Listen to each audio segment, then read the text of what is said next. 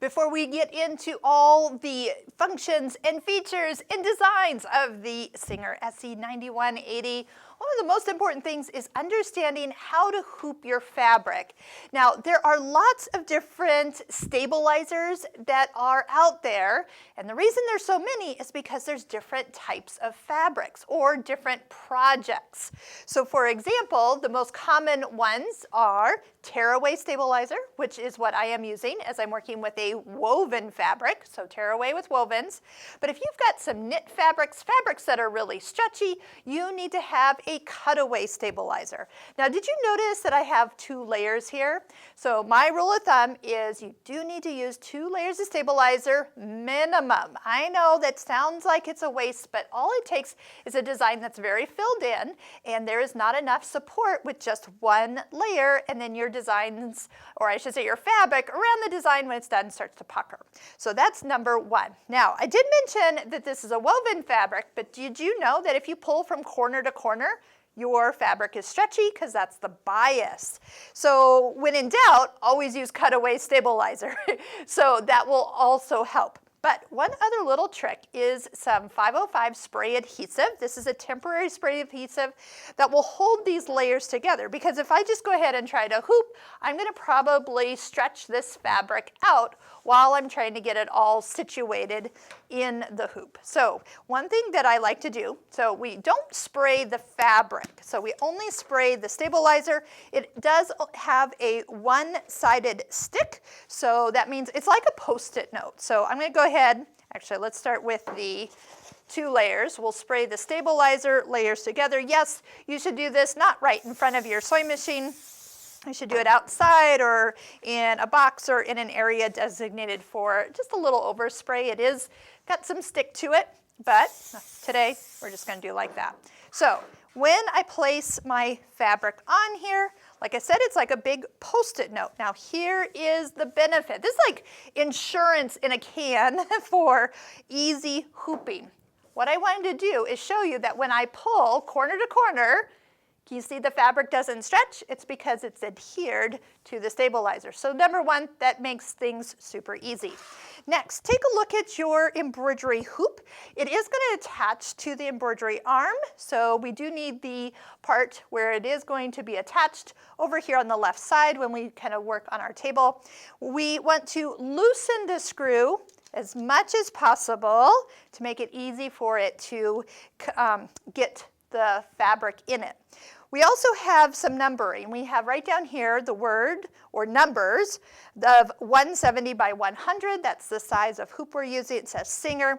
And I point that out because if you actually get this upside down, some of the marks that I'm going to show you next are not in the right place. So always plan to look for the indication, plus there's an arrow right here, and the arrow matches up with the arrow on this edge of the outer hoop. So if those arrows are pointing together, you have it in there correctly.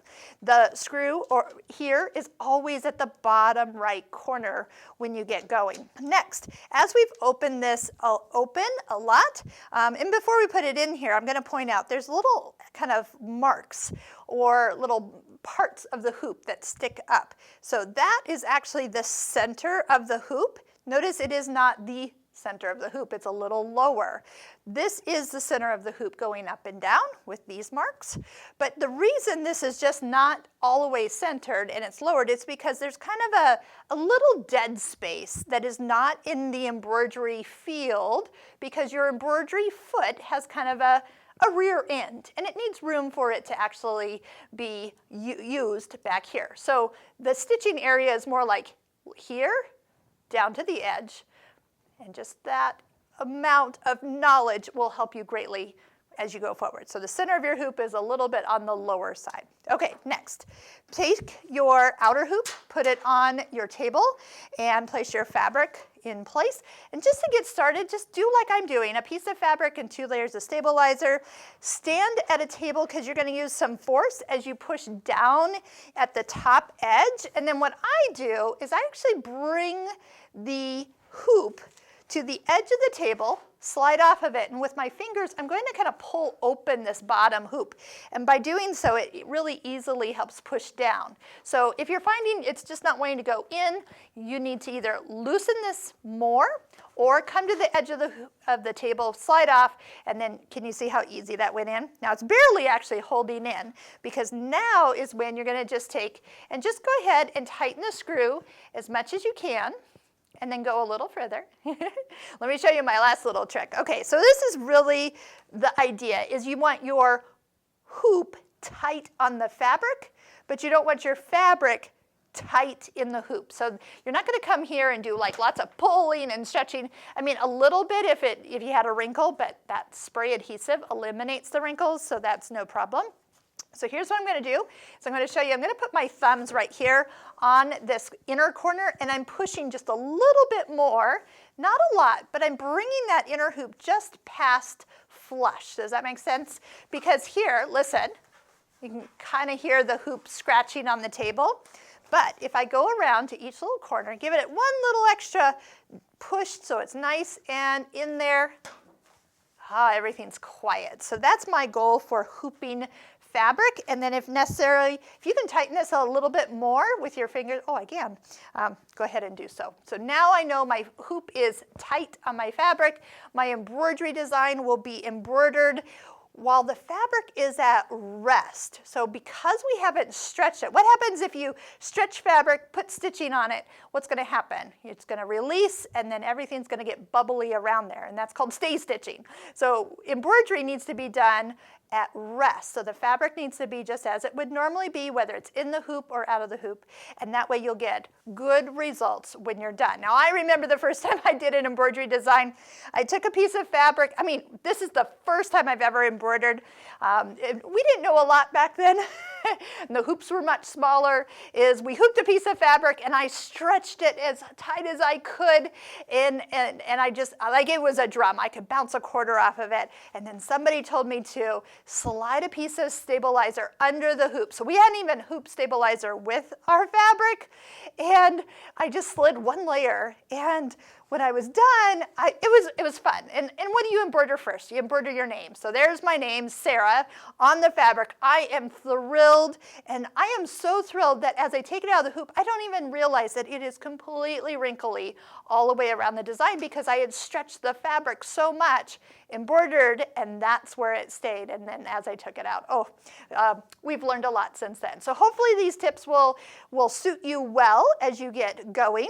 And of course, if you start working on something like knit fabric or sweatshirts or fleece, those things about stretching that fabric out is going to really become more understanding, and that's why we use cutaway stabilizer for those stretchy fabrics, so I can support the stitches on that kind of stretchy fabrics. Okay, so here's what we're going to do. We're going to get back into the machine. I'm going to show you how and when to put the hoop on. We've talked a little bit about having a thread stand, why I love having a thread stand and not putting the thread on the machine itself. You don't have to worry about that spool cap every time you put it on. All you have to do is put it here and then go up to that first little guide right at the top. We also have some online courses, for example, the Embroidery Essentials online course, where you can have something to actually start working through all the parts and pieces and learn the machine from start to finish. We have Machine Embroidery 101, which is everything you need to know before you get started. Like I said, these are just some highlights, and then even just some free projects in there that you can use to experiment with and get started. So I am excited to start playing around with all the built-in designs, the built-in lettering, and I do have an online course called Quick Font, which is tons of ways to get new fonts into this machine that you can embroider out. So there's so many options, and that's a free software program that is available to you. So I can't wait to show you all of its possibilities as well. All right, you'll find the complete playlist of all the free video tutorials we have done on this machine, from the sewing side to the embroidery side, below. So click on that link. You can start from the beginning, watch them in the order that's ideal, and master every part of this beautiful Singer SE9180. Make sure you click like and subscribe so we can continue to produce additional content on other machines for other people.